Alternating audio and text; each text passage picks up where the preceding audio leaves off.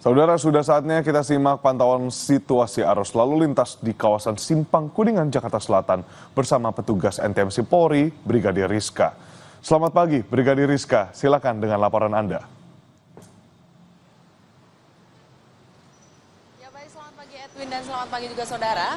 Untuk mengawali aktivitas pagi hari Anda, kami akan mengajak Anda untuk memantau bagaimana situasi lalu lintas terkini langsung dari kawasan Kuningan, Jakarta Selatan. Dan bisa kita saksikan bersama memang sejak pukul 6 tadi kondisi arus lalu lintas di kawasan ini yaitu dari arah Semanggi yang akan lurus menuju ke arah Cawang maupun yang akan berbelok ke kiri menuju ke arah Rasuna Said masih terpantau ramai, begitupun dari arah sebaliknya. Hanya saja perlambatan kecepatan terjadi jelang antrian traffic light, namun selepasnya kendaraan dapat melaju dalam kecepatan rata-rata 40 hingga 50 km per jam.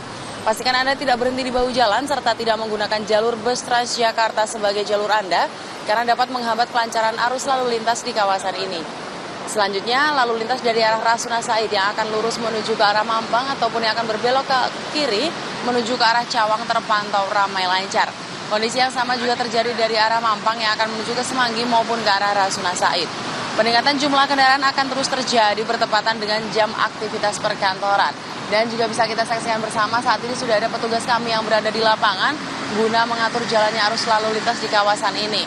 Untuk itu kami menghimbau kepada para pengendara terutama roda 2 agar berhenti tepat di belakang garis stop dan juga mematuhi arahan petugas yang berada di lapangan sehingga lalu lintas aman dan lancar.